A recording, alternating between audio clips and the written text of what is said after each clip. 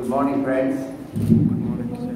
Good morning, sir. It's indeed my pleasure to be amidst you this morning and in this college. I have been actually keeping coming to this college time and again, and I really feel happy because the college is really energized and teachers enthusiastic, infrastructure as you could see, and even the audiences wherever I have visited actually, yes, they are very eager to learn something. So that always cherishes me whenever there is a call from Modern Law College. I say yes, I will come there. And you people have been deliberating on a topic of National Education Policy 2020. Since yesterday you must have heard so many speakers, diverse topics talking about. I have been given the understanding that there are teachers and the law students also, maybe tomorrow's teachers. And yes, the National Education Policy is really a change maker as far as education in India is concerned. All types of education, whether it is school education, college education, or maybe a professional education like the field of law. Everywhere, the policy is going to have a wide impact on all aspects of teaching, learning, assessment, research, infrastructure, and the aspect that I am going to talk about, teachers' capacity building. The two roles actually teachers have to perform in the learning system. One is actually teaching. The another one, of late, much emphasized, is research, which was not once upon a time when I entered the teaching profession long back in 1980s. Research was not much in the teacher's mind actually. What was considered best, you go into the classroom, deliver the finest way possible, and that's all. You become the good teacher. But the assessment bodies like UGC, NAC, uplift, they say that is not enough. Now we want actually a multifaceted teacher, having few more skills and capabilities. And that's the reason I thought, let me in that brief time talk about how can we actually build our capacity in tune with the expectations of National Education Policy. The policy, really speaking, expects something from every stakeholder. Even from students they expect, that is of a learner. And of course they expect from teachers and even the governing bodies, the administrative units and all that, the government itself. When it comes to teachers, fulfilling those expectations, we have to really build our own capacities to fulfill the expectations. And in that context, I have here a brief presentation. Friends, this is actually the 3 chapters I found more relevant with my talk. Though there are many chapters and the other people must have deliberated on that. One is actually towards a more holistic and multidisciplinary education. Law otherwise is also has been a multidisciplinary branch from the beginning actually. And so is the case with our own subject, library and information science, so is the case with journalism, so is the case with teacher education. So these are some of the subjects have been actually in the domain of multidisciplinary. But there also I have been seeing the change in my career of teachership, 30 plus years, that earlier the boundaries were almost fixed one there. There was almost a watertight compartment between disciplines and subjects. UGC has gradually, slowly actually enforced that you have to move towards multidiscipline. That is why they intend that there may not be actually henceforth a specialized college like law and in computer science and medical science. They want every college, every institution impart education in all disciplines, all subjects. That is actually a direction given. In a way, what is there for teachers actually in this particular line, in this particular chapter? For teachers it is, you have to actually diversify further apart from your core discipline of law. Your knowledge should be much more wider, then only you will be able to actually fulfill these expectations, multidisciplinary. Multidisciplinarity should not be only in the curricular or in syllabus. The multidisciplinary approach should be actually imbibed, reflected in your day-to-day teaching. That is actually this particular chapter is expecting, and I have something in that context how we can build our own capacity to actually fulfill that. Motivated, energized and capable faculties. This is the core one actually, what I want to talk about. Yes. Look at the very word motivated. More to me by that word is self-motivated. See, there can be two types of motivation, externally enforced and within motivated. See, external motivation may not actually be sustainable. The internalized, your own self-motivated people have always contributed something extraordinary to their own walk of life. And here is your own. Yes, you should be so happy to enter into the classroom. Oh, good, I have one more hour to deliver. One more hour to energize the students. Their brain, thinking. It is said that teaching is nothing but making students to think. That's all. If they are only receptive, taking down notes, you were talking, this is what actually I also did for almost most part of my life. But now I feel that we have to change. We have to get them involved, not just in writing what you are speaking or what is there on your blackboards. But make them think every minute, oh, is it correct? Why not this way? What about this? Look. And thereby, in order to actually prove that you are energized, you are self-motivated, you are capable to make them think, you have to adapt innovative teaching methodologies. Those aspects also might have been touched by the other speakers. I will be also again just touching. Then catalyzing quality academic research and that National Research Foundation, what the policy intends to have it. Look at that. This aspect, as I was saying, once upon a time it was not actually an equally important part with teaching. But now it has become. Maybe that is why they want actually purely research degrees also. And purely research associated, research focusing universities also. The policy has all spelled in that context. I may not go into the details of that. My point is only how to actually make ourselves befitting to the expectations of this policy. There are two more aspects actually which I think have to be focused by ourselves. One is teacher education. It is there mentioned in the policy. Sure. But that teacher education is more meant for the teachers who are going to teach in schools.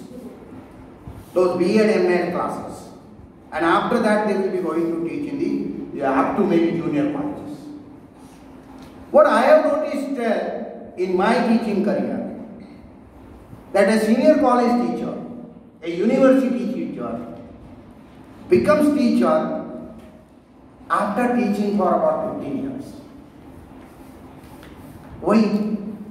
Because we actually have not been taught those principles of education, educational psychology, what is meant by teaching methods, and what are the minute differences from each other.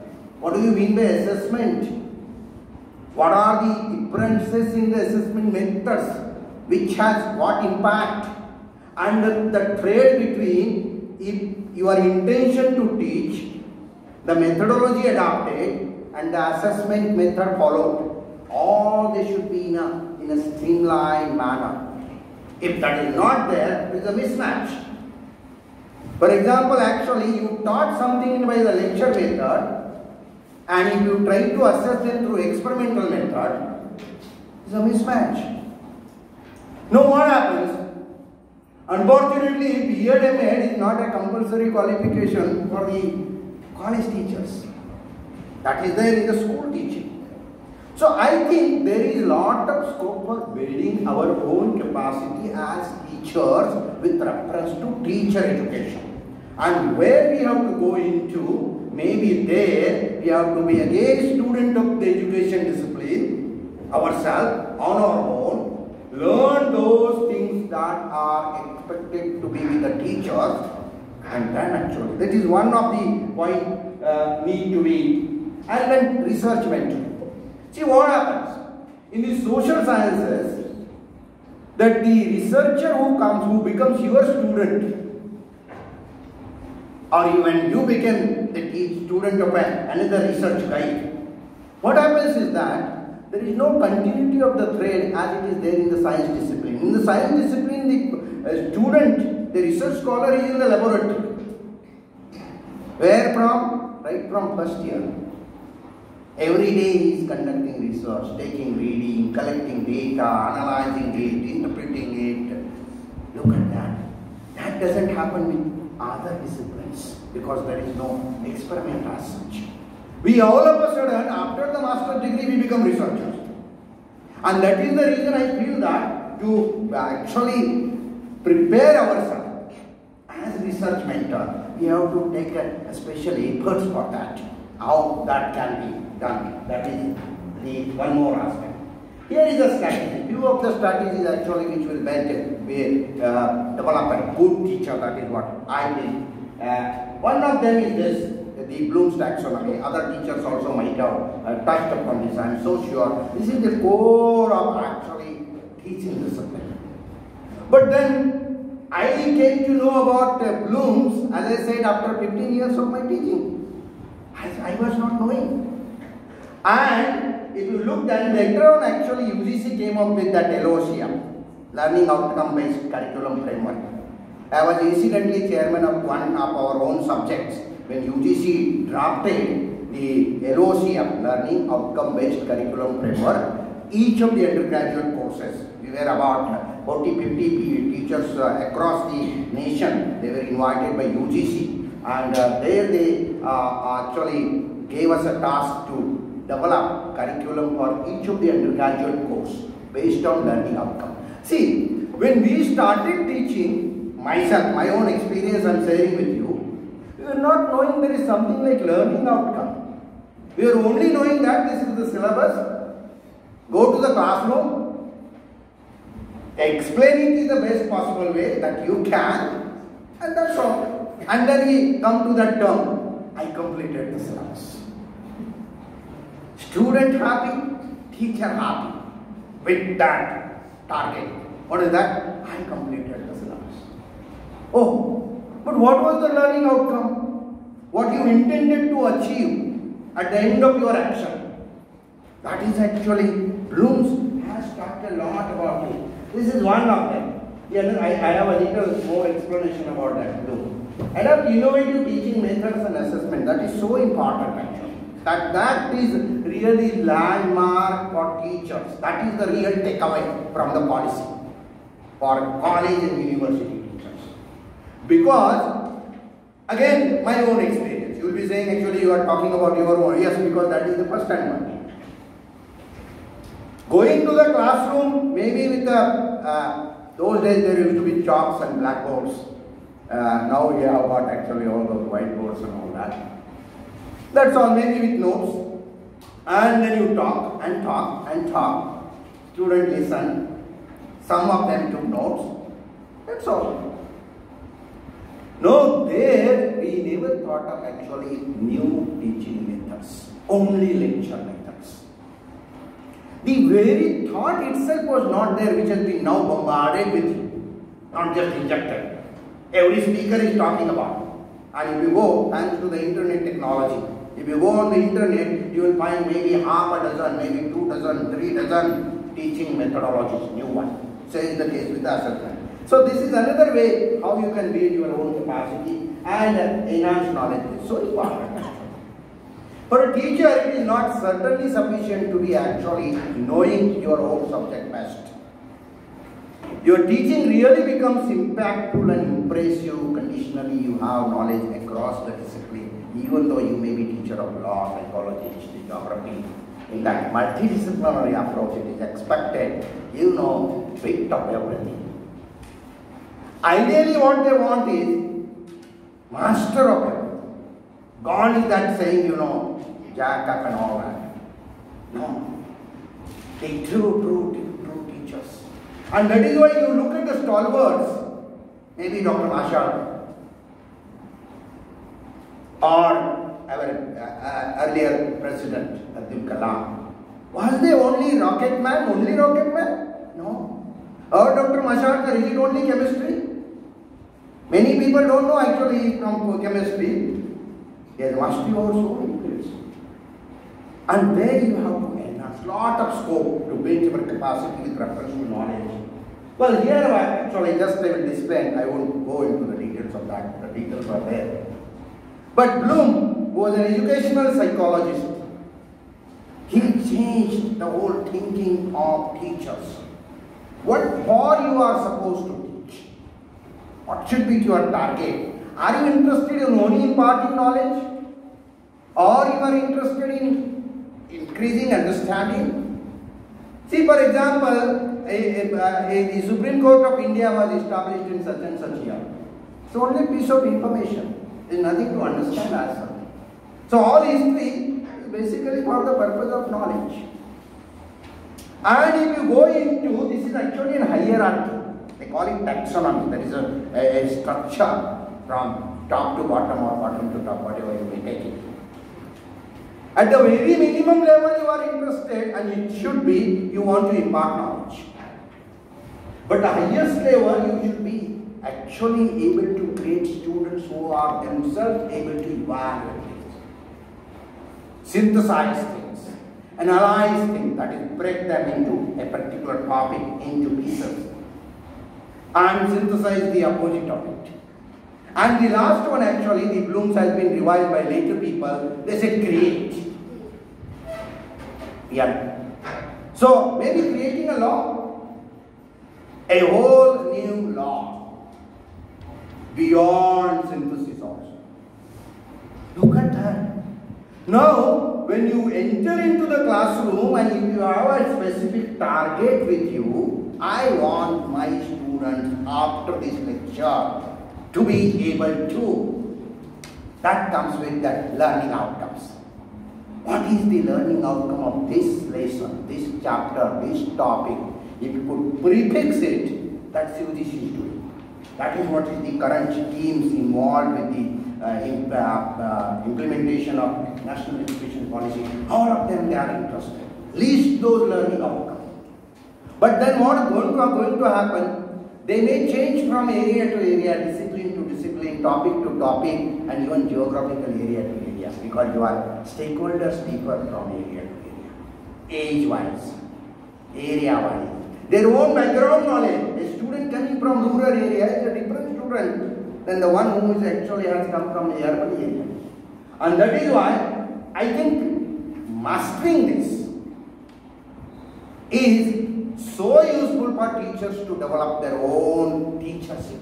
You will be a different teacher if you are able to actually, before entering into the classroom, you have at hand what is my today's target of teaching. This lesson, this lecture, I want my student to be able to, and at least after that do what you do. If we are able to do it, I tell you, you will be a par excellence teacher actually, and that should be our target. Teaching methods. These are all actually copied from the internet and not a complete list. But look at those flipped classroom. What it expects? That yes, students should be given a reading before the classroom, and students are supposed to read it. As I said, every stakeholder has a responsibility. Now that is not being fulfilled. We know that students come to the classroom blank. That is not the expectations of National Education Policy. Compulsory reading course, and teacher is not going to deliver lecture. What you understood out of it, you stop, and I will correct and add and modify wherever necessary. So, developing that thinking habit starts with that. Because I am going to the classroom prepared. And now the teacher has to be prepared in what sense? What type of questions he is going to ask? You don't know. So there is nothing like that I know what I have to talk today. There can be anything. So maybe that piece of information has to be mastered by the teacher himself.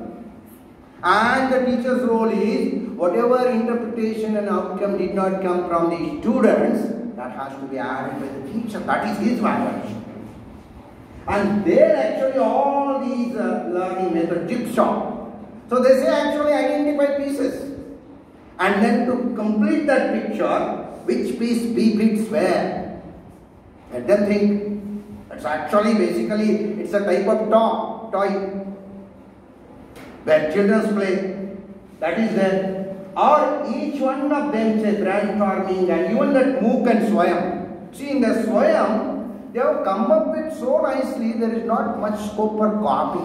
We had a very bitter experience of that online examinations and online teaching, where all students got 100% marks.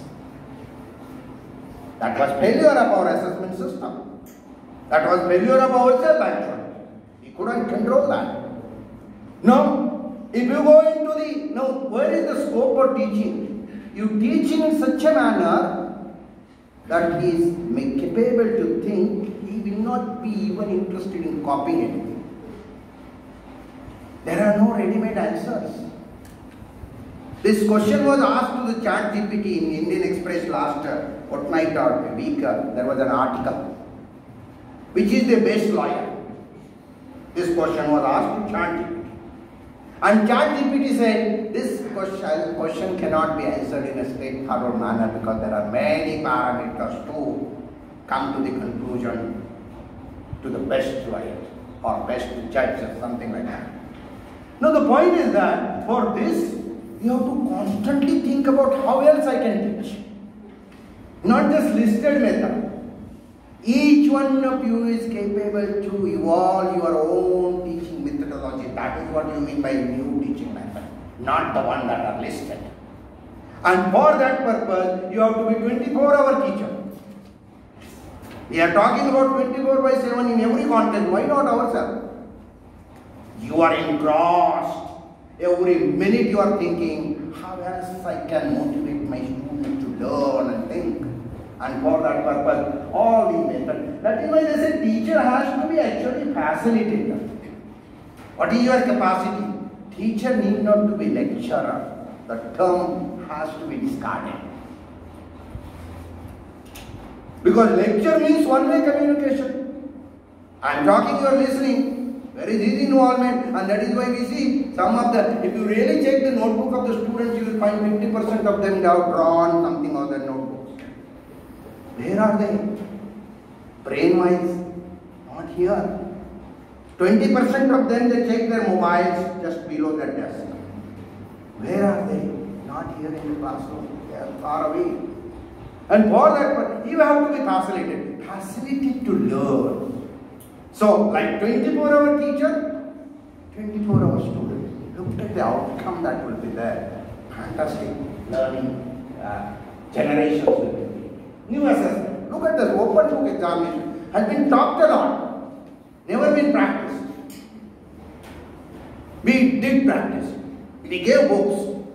And we noticed that students even could not write or note or answer even after giving them the books. Because the book was of 200 pages. The answer was to be about 1.5 page. And the answer was scattered in 200 pages. The The one who has read that book frequently, time and again, who knows where is what, he or she only will be able to actually reach to the answer. And that too, again, their assessment method, the question should not be, always limiting to what. You look into the questions, papers. 90% of the questions belong to the what category? So straight away answer. Or the other one, very dangerous scenario, write notes on. Write notes on meaning he can write anything and we have to give mark for that. The assessment method says you make your question maybe 4 lines long. What? You provide the points for the answer also. In the question itself. Write note with reference to following 5 points. So no need of memorization. Your understanding of those points, so no need of copying also. Because the points are already there. Point is that with that reference, when they go to books, only those students will be able to actually prove that they have learned something who have well read. So that is linked with that flipped classroom. Then you are providing reading material, they are reading, coming back, and then this method becomes fantastic one. This also creates reading habit. Group assessment, yes, we are not much confident right now about that you give this 10 students a common grade, that they belong to A group or B category, C category, whatever. We are not doing that, but that we have learned. And online strategy.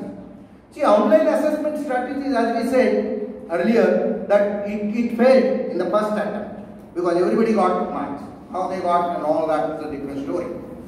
How can we design question? Question design itself is actually a full-length career item. Just designing a question for which there are no ready-made answers in the books, no question of humanity. It's full-length career. Teachership itself, because teaching learning is an assessment or all part of that. What? To build your knowledge base, what we have to do? How do we gain knowledge? Read.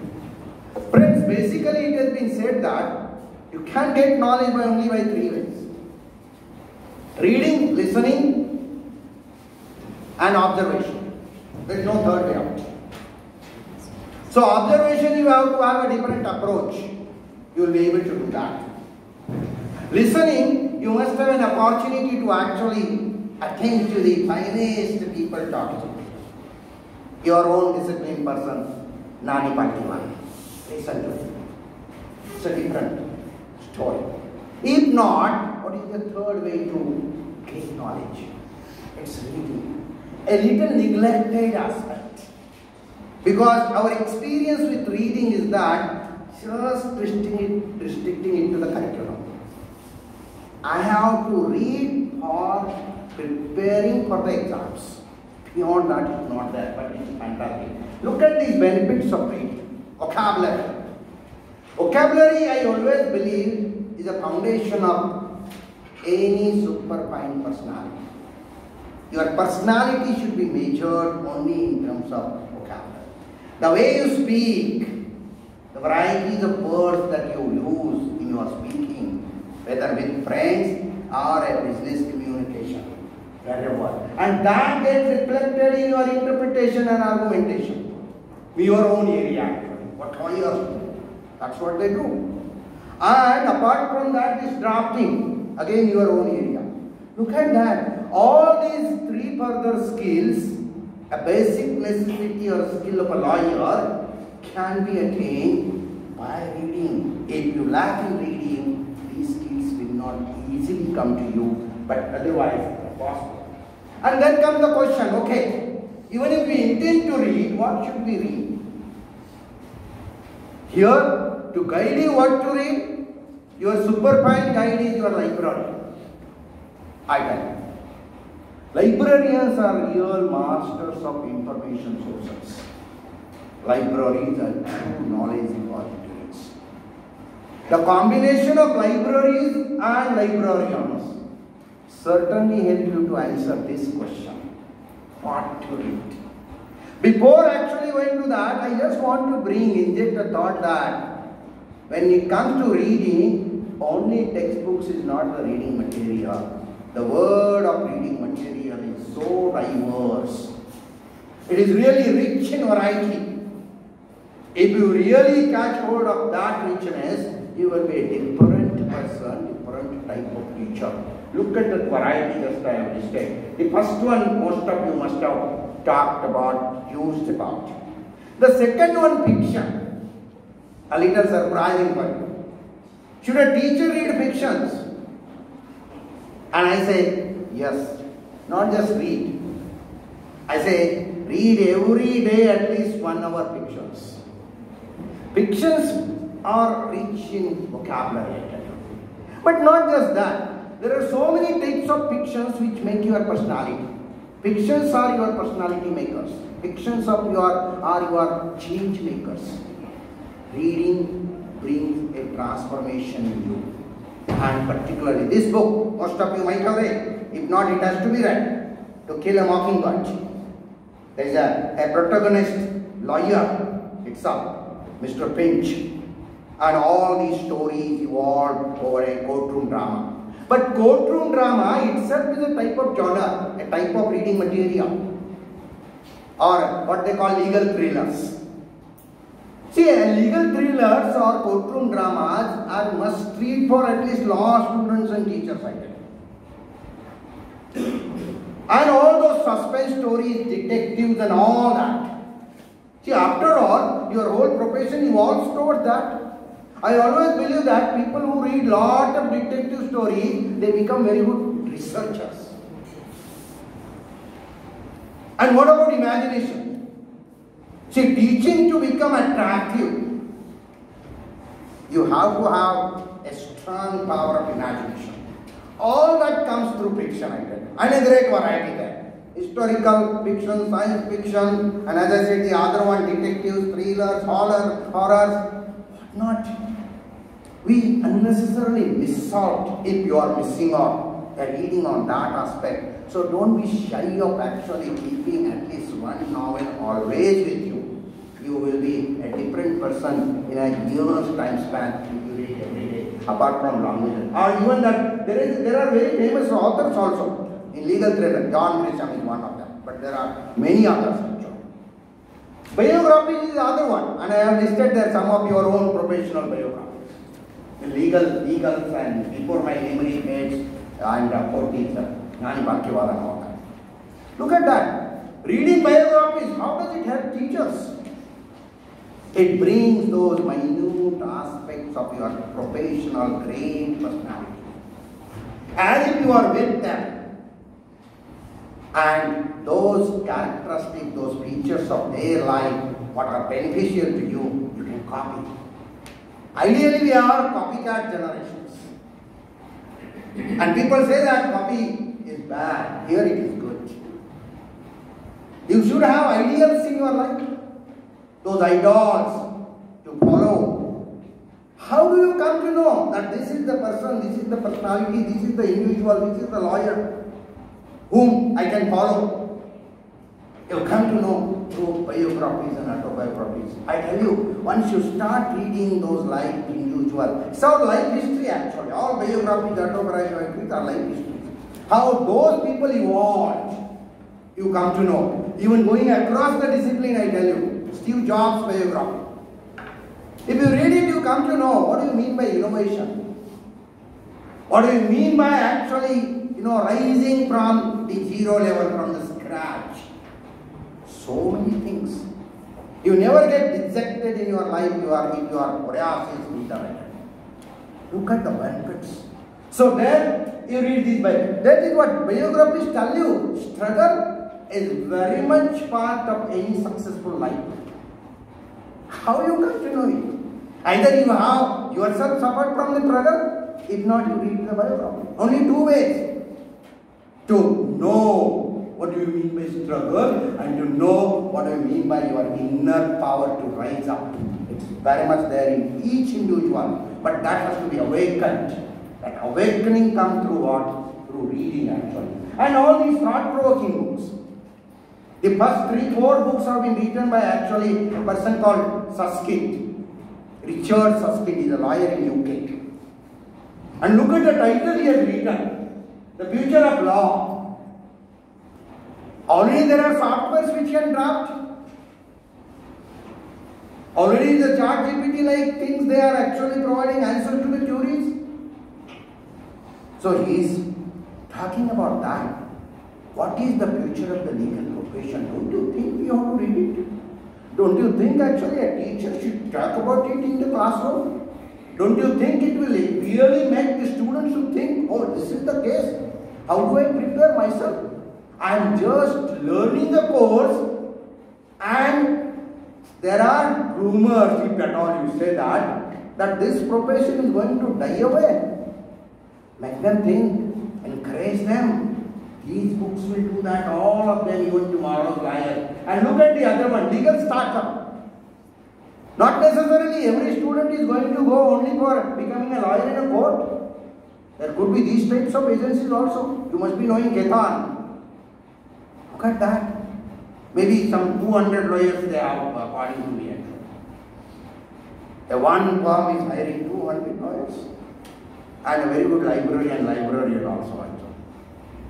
And apart from that, the other type of literature, which really makes your personality. Look at that book, James Clear has written, what is that? Atomic Habits.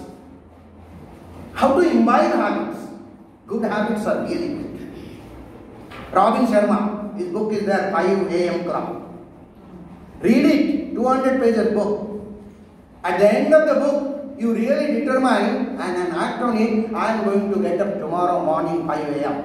And he says, you get 2 hours extra throughout your life after that. So as if you are adding 2 to 5 years to your life, don't you think you will be a different personality? And this type of literature, that is what they are saying, success literature. All this, according to me, really makes you actually a holistic, interdisciplinary personality for holistic, interdisciplinary education.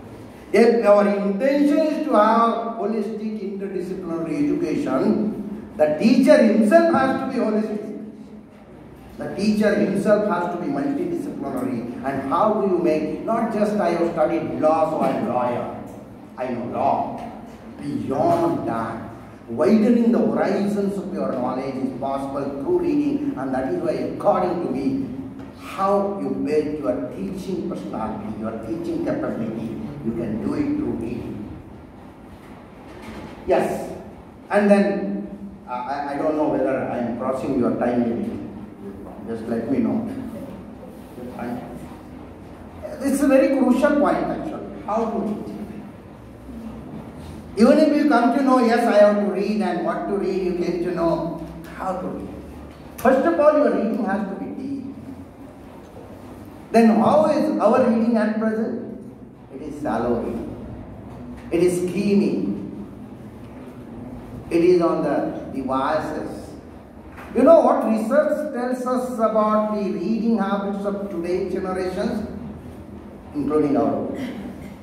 Yes, otherwise usually we exclude ourselves.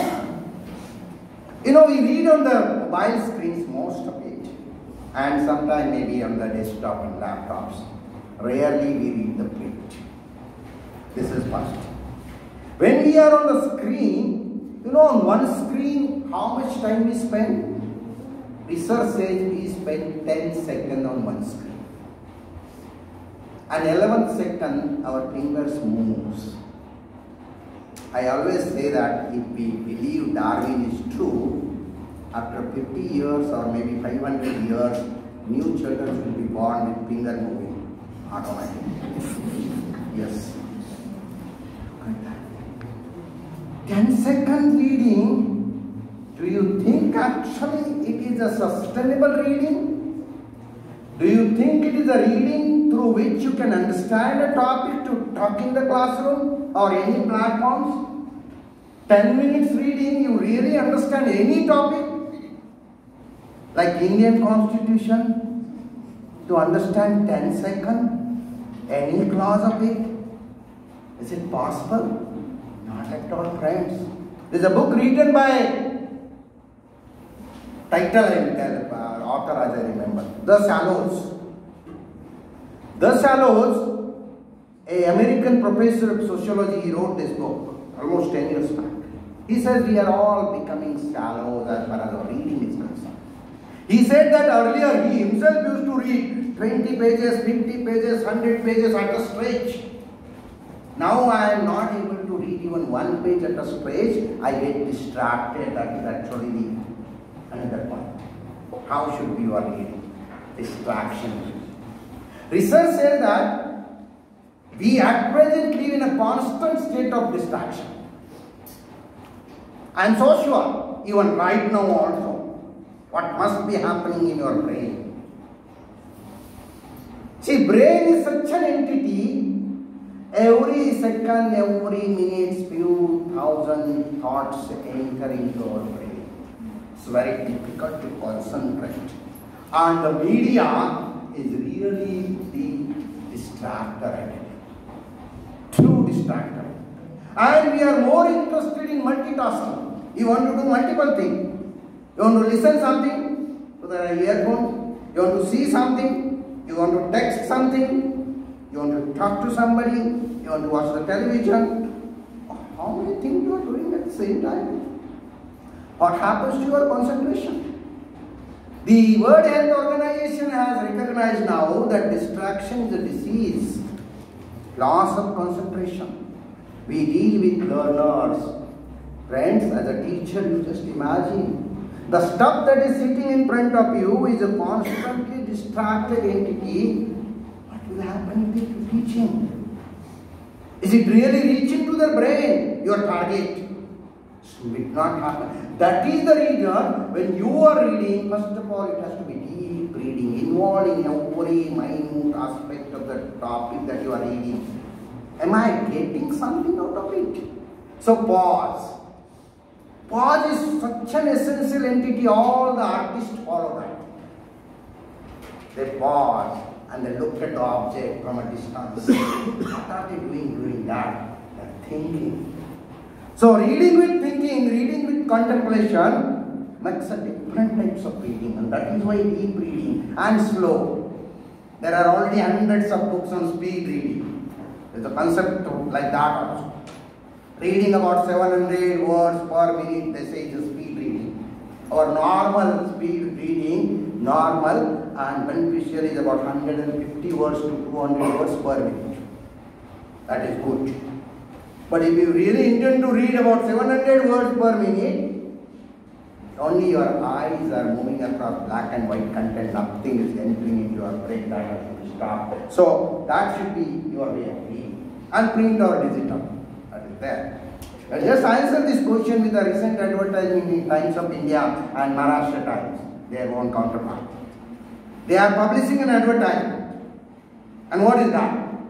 If you read print, your recall capacity increases by 71%. Your memory. And if you read print, your understanding increases by 20%. Now the choice is up to you. The decision is your own. What do you want to do? Whether you prefer print or you want to read digital. Digital means distraction, I tell you. Look at the hyperlinks, they are there. In one sense, technological innovation, they say this is fantastic. Because it helped me like a Hanuman jump. From one link to another and another and another. And you know what happened? At the end of the hour, you never come to know what you were actually interested in doing and where you are reached. This is the power of hyperlinks. So, you have to decide that. But research says that the best reading is still print reading. Unless and until you want something, a very current piece of information, something like that, then you may be able to do that. This makes capable teacher. All this type of reading makes a capable teacher. And this is the final capacity building for research. That was the third chapter, if you remember, I had identified from the National Education Policy. That is the research capacity building, an additional value the policy expects that. So how do we build our capacity for research? You have to familiarize yourself. The modern facilities like ResearchGate and Academia and Google Scholar, they really alert. On one side I said that, okay, you prefer to read print, now I am directing him toward the digital. Is this actually a confusion? Not at all. This is for alerting purpose, making yourself abreast that yes, I know what is current state of something. So you prefer this also. And master tools for research, so many of them. The research area itself has changed, particularly our research in the social sciences. Most of it has to be qualitative research.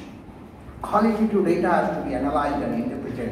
So many softwares are emerging there actually. It's good that you update yourself so you become a different capable researcher through that. And publish quality papers. That is expected anyway, the UGC is forcing for that. Publishing quality papers has two features. One is your topic itself is innovative one. And secondly, your writing is also impressive one. Writing comes through reading. And the new topics also, where do you find? I always believe, go on reading, you will find. Adapt innovative research methods. Well, friend, research method need not to be actually what has been mentioned in the books. Research method, they say, the science people always say, they even are not interested in using the word method. They say research procedure. So how you conducted research, that becomes method. Here, there could be not many newer ways to conduct research. So your own procedure becomes a methodology. There is always scope for it. For example, if you are actually doing some research with children, how do you collect the data from them? You still want to collect data from them, but looking at the age may be a challenge. And so you want your own methodology. Fantastic. That is what actually there is a scope. Our apply proper citation and referencing libraries are again very useful here. See, those if you want to avoid plagiarism, if you don't want to be trapped by the plagiarism that you are copying somebody's content without acknowledgement, that leads to plagiarism. So how do you avoid that? That's the proper citation methods, your own citation manual, blue books and all that. But then each of the journal may have their own requirements for citation purpose. Each of the research granting universities also may have their own. And now print and electronic resources. I tell you, this is the greatest capability. Why? Because the internet is really coming with lots of information. You type anything on the internet, and internet is so great to give you an outcome always in terms of lakhs. If you recall Google's that they say at the top right hand corner, it says retrieved 4,29,555 entries, and in bracket says 0.29 seconds. Google feel proud in retrieving so many items in such a short time.